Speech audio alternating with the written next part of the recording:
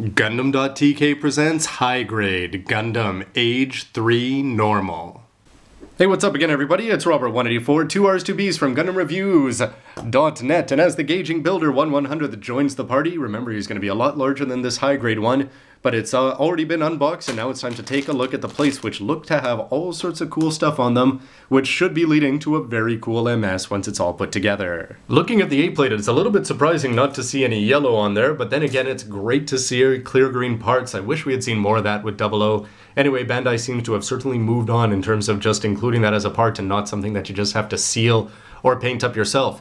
This is going to be just listed for the Age-3, so you can imagine the same for Fortress and Orbital here, and that means it's going to give you all the parts for the chest and the core fighter and the things that are going to be common throughout, and I'm really loving that small red part up there for the head jewel. It's going to look fantastic with the yellow V fin, and the blue part that's going to sit on the front. Just amazing how much detail they can pack into a forehead nowadays. And you're going to have this part here for the red goatee and the under eyes there to go along with the chest, and that waist part is going to be common.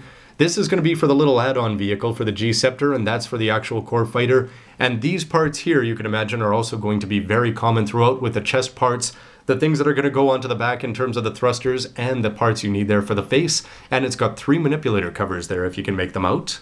The B plate is listed as being Age-3 Normal here, so you'd imagine that with these limbs being quite different, and you're going to have some waist section there to go along with the feet, etc., that these parts won't be showing up again. It's still looking quite detailed there with holes all over the place, interesting connections there, and just the way you snap everything in, it's a little bit intriguing already to go along with the standard looking beam sabers there. I wonder if those will be omitted for the other two.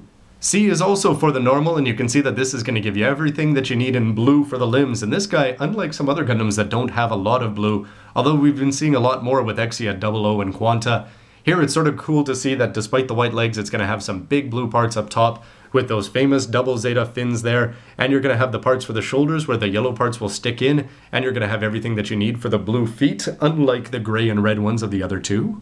The D plate should be in common all, however, when you see this big base over here, remember that this is quite different from some of the other ones we've seen because it's got that midpoint attachment there, so you can get both the core fighter and the G-Scepter up. It's going to have the little parts underneath that you can hold the hands, but everything here has these little parts, which means that Bandai can omit this completely, so I wonder if that's going to be for the Fortress. I don't really see that one transforming all that often, in my imagination anyway. I wonder if we'll probably see more in the anime coming up. But as you move on to the rest of the plate, you're going to have all the key parts there for the inner frame that are going to make up the joint, some cool looking hip and shoulder parts there. You can see the 3 manipulators. You're going to have an interesting open left hand for dynamic poses here, and you're going to have a cap there that you can pop out when you put in the action base. A very cool looking E-plate here, and it does says A3 here, but this part over on the right side is going to be omitted. You can see the attachment points on there for the other two, because these are going to give you the foot covers on the side of the ankles, which add a lot of color to an otherwise pretty plain white lower body. But these triangles are what really help bring it to life. I wonder if the SD is going to have those as well. However, when you look at the main parts, fantastic details again for the V-fin there and for the neck. It's cool that this is going to go up and down. You may actually see that when you're actually taking it out to put it into the core fighter, although hopefully it's going to actually get hidden when it's flying around. But you can see from the thrusters there, they don't give you the option. I was hoping they'd have some gray. This would be hollow, and you could put some gray behind that, but instead it looks like it's just been painted up by a pro to have that color differentiation, as you've seen on the box art.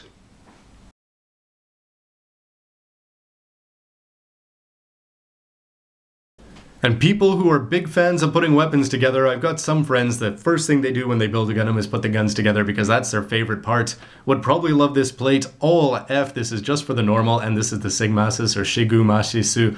Anyway, it's looking really cool however you want to say it. A little bit disappointing. It doesn't look like it's going to have an attachment point there, so I wonder if it's going to have issues, as I mentioned earlier. But you've got some big cool looking parts there, including some polycap-ish parts there, to go along with the trigger and everything else that you need to put this in hand and blast away anything that gets in the way with a very impressive pink shot.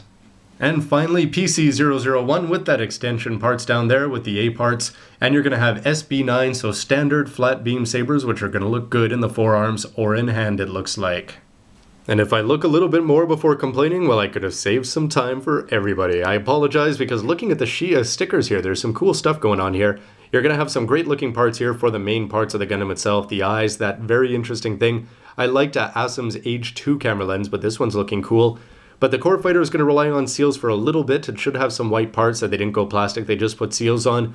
but the thruster parts that I was complaining about the core fighter are actually going to be done with this seal, which is going to look good, and always putting on these gray little tick marks just add a little bit of variety and should really help spice this guy up. So Bandai, good job here on the seals for sure, I'd say. Well, looking at the whole package, I've got to say that I'm really excited, as you can expect, for a new lead Gundam in model form, and this one has certainly exceeded my expectations so far. At first, yes, it's very much Double Zeta-ish and the transformation seems a little bit cheesy, but in terms of the engineering that went into this, as they move further on, you can imagine that Bandai's getting better.